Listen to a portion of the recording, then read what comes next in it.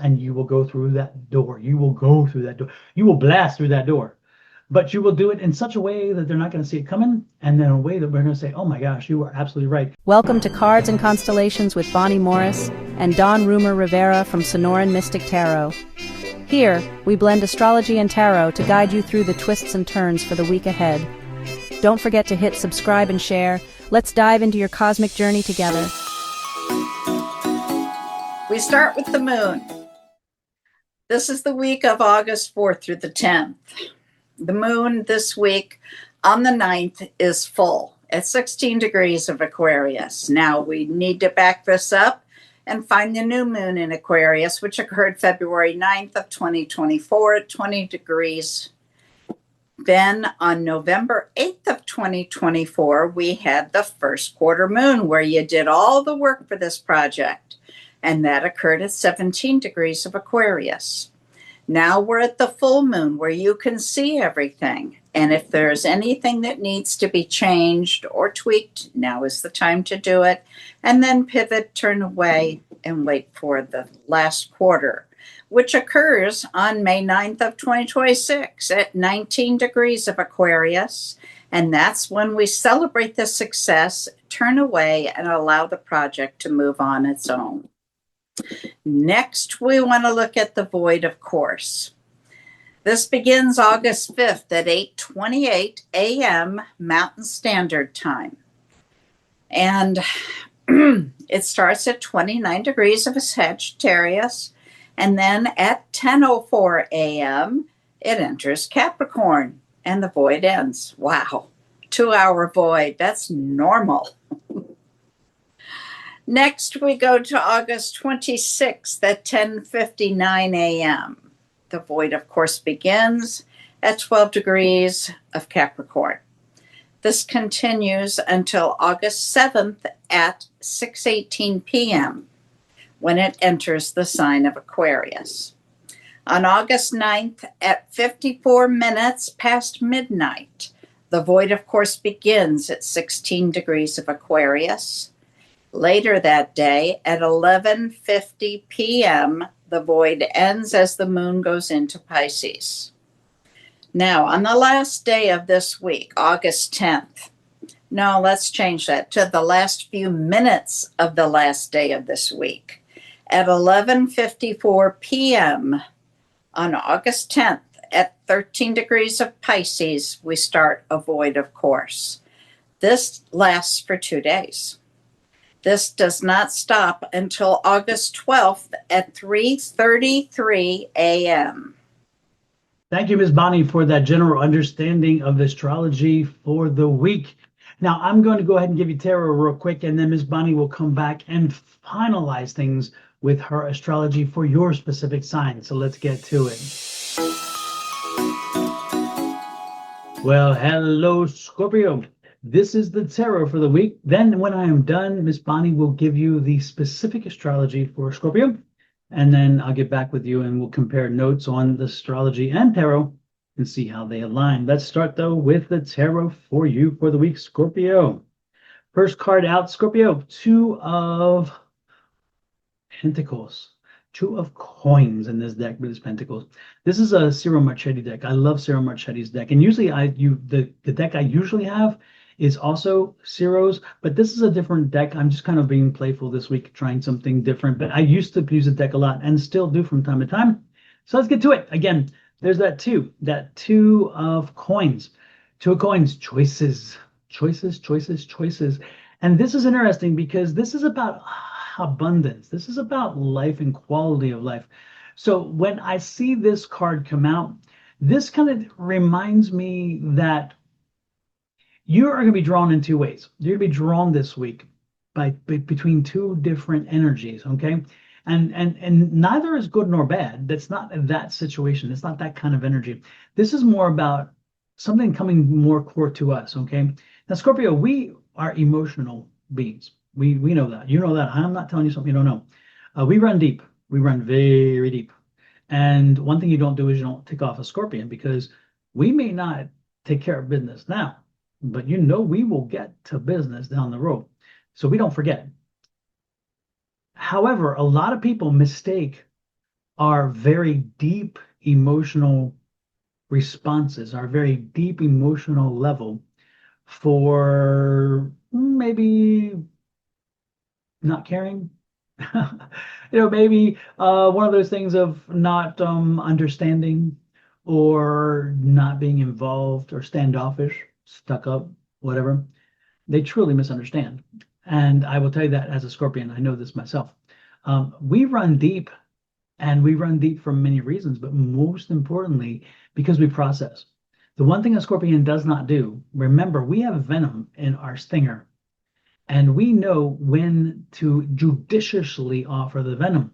But we also know we need to process everything because we don't make quick, irrational decisions, generally speaking.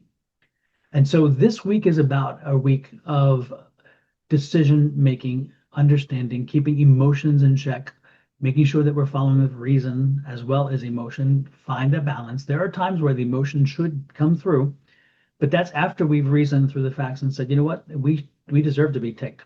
We deserve to be mad. And then we deserve to get even if that's the case. Did I say that? Of course I wouldn't say that. No, I did. Anyway, so this is that week. This is the week where you're going to be running through the process and saying, you know what, I'm mad. I'm mad and I'm disturbed. But again, I didn't let somebody know. And instead, I'm going to process it. And once I process it, I'll get to it. And the situation will again rise its head. And then I'll be able to go at it at that point because, again, I will have had the time to effectively put together my conversation, my thought process, and my response. So that's what I'm getting for you this week. That's the key to this reading.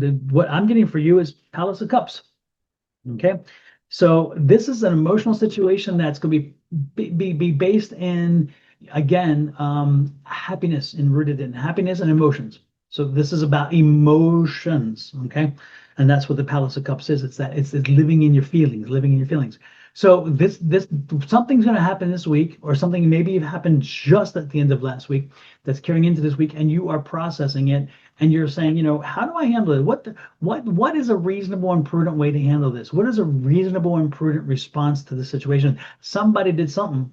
That's what's happening here. Somebody did something, and the question is, what do we do about it? Okay, that's the key to this. Okay, now we have that King of Coins. The King of Coins makes sense because the King of Coins is that prudence. Again, it's that the coins is about abundance and happiness and joy and all those things, right?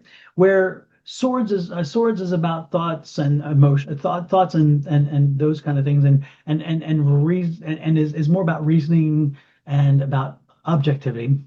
Cups are subjectivity and emotions. And then you have the wands, which is work, work, work, work, work, work. And what makes it work? What makes it work? What makes it work? But the coins brings it all together. And so it's this holistic individual, this holistic person. And so you're looking at the emotions, the physical, the emotional, all those things. You're looking at the reasonable, the logical, blah, blah, blah. And so the king is here and he's like, you know what? Be the emperor, be the king in that sense, not the king, not the emperor, but be the king and be the king of everything. So again, take it all in, figure out how you can maneuver forward, and then do so. Again, do so to keep the emotions in check.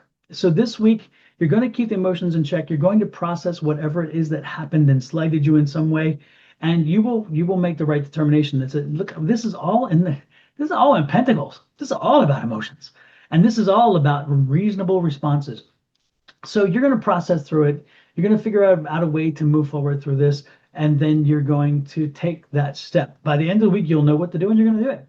And don't be surprised again, if this was an offending situation, it pops itself back up, opening up the opportunity for you to discuss, and you will go through that door. You will go through that door. You will blast through that door. But you will do it in such a way that they're not going to see it coming, and then a way that we're going to say, oh my gosh, you are absolutely right. You're going to win your argument. You're going to win the situation. You're going to win the day because they have no recourse. Because again, you did what you always do. You processed it down deep. You didn't show an emotion. And then when you got them, you're like, it's coming from logic. We both know it also comes from emotion, but we don't show that part of it. And that's the way we do it, Scorpio, isn't it? So this week, again, process. This week, use that balance between emotion and reason, the logic and responsibility, as well as the emotional wants and needs and desires. Find that happy medium and you will do it. You will get there. And I like that. And this is probably going to deal with, again, home and hearth as much as anything else. But this is telling with the Lover's card here, it's more about, again, showing that in the end, the family is not disturbed. The family won't be, this is not going to hurt the family in any way. Okay. This is going to be, and again, probably an existential situation, or even if it is a family situation, again, the family is going to be bonded together even more because of this. So this week, Scorpio, let's make sure we stay strong, determined, use reason and logic, make sure we're using objectivity, and then sprinkle a little subjectivity, but objectivity is key.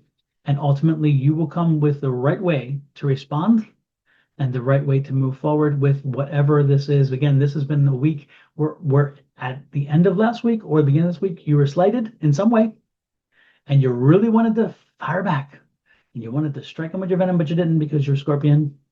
And so you will get it done this week in a way to do it so where you can process it and not let it eat you alive.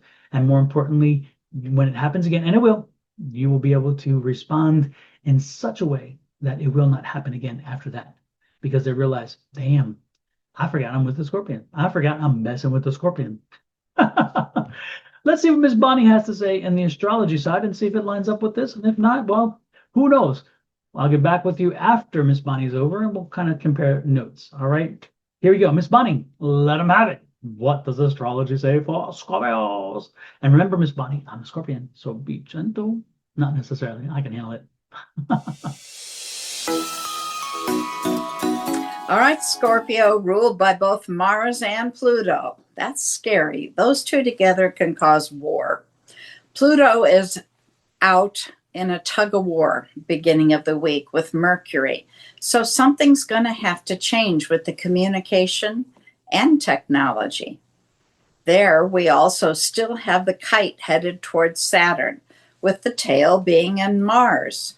So you have the planet of restriction and commitment playing tug of war with your planet of action. We see for the first time in a very long time a grand cross. Not precisely, it's off by a couple degrees, so we really can't call it that yet, but it's pretty much what it looks like when you're looking at a chart. You've got the opposition between Mars and Saturn crossing with the opposition between Venus and the Moon. Right in the middle of that, you have the opposition between Mercury and Pluto. The Moon is in a square with Neptune, and Neptune is conjunct with Saturn. So whatever you hear about Saturn, you're going to hear it about Neptune, just with a different definition. The aspect between the Moon and Neptune can make emotional boundaries very blurry, so be careful.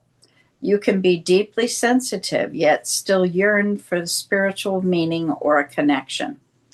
They should struggle to clearly distinguish your emotions from those of others. Again, I say be careful. Midweek, we see Jupiter go opposite of the Moon. So we have the planet of all your feelings playing tug of war with the planet of growth and expansion and good fortune. At the end of the week on Friday, we finally see those two kites again, but there's a difference. The secondary kite is going in the other direction. And we're feeling pulled in different directions. This kite is leading towards Mercury and dragging Pluto and the Moon on its tail. Still heading towards Saturn in the midst of all that, 4 planets have formed a mystic rectangle. 2 planets on each side of the kite. They're fairly harmonious. There is the exception, though. You have oppositions at the corners. So this one has an opposition between Saturn and Mars and Mercury and Pluto. On Saturday, we have a full moon. So we have the sun facing the moon. And that's a beautiful dance between the self and your emotions. Sometimes harmonious, sometimes challenging. This highlights the contrast, especially in close relationships. And the end of the week on Sunday, we still have both kites and the mystic rectangle. They've only moved a couple degrees and they're not precise, but the energy is still the same. The difference that I notice is that Jupiter is in a trine with the moon. This aspect brings joy, optimism, emotional wisdom, and there's warm hopefulness and open-heartedness. You will attract goodwill and tend to succeed during this aspect. Well, apparently there is a little bit of overlap there with the astrology and tarot. Miss Bonnie talked about that distinction between emotion and responsibility, that the distinction about how letting our emotions run with it and how that can be then detrimental to us in that regard. So yeah, Scorpio, there is a whole lot there that aligned with the astrological side. And man, sometimes they get mad because we'd like to actually have our independence, but it's funny how the stars do tend to have an impact on us, don't they? But ultimately at the end, Scorpio, between you and me, we know it's all about us. It's all about us and what we ultimately do. And no matter what the stars do, the stars only give us a little input. We ultimately make that decision, don't we, Scorpio? With that said, love, light, and blessings from Miss Bonnie, her family, me, and my family to you and to yours. Please, before you go, hit that subscribe button and help me grow my channel by sharing this message out. I would appreciate it. If you are on Sonoran Mystic Tarot, which means you are on my channel, I would appreciate, again, hitting that subscribe, but then jumping over to Your Love Goddess. That's Miss Bonnie's channel, and subscribe over there. If you are already over there and you have not yet subscribed to Sonoran Mystic Tarot, then pop on over and subscribe to my channel, please. Again, Sonoran Mystic Tarot. And additionally, share them out. Share this message out so people can get the word. I would truly appreciate it. Miss Bonnie would appreciate it. And if I can ask one more quick favor, go to Cards and Constellations and do the same. This is the one channel where Bonnie and I work together on. We are individual in the other two. This is the combined channel. With that said, I'm going to let you go. Again, love, light, and blessings. Have an amazing week. We'll see you next week. Bye-bye.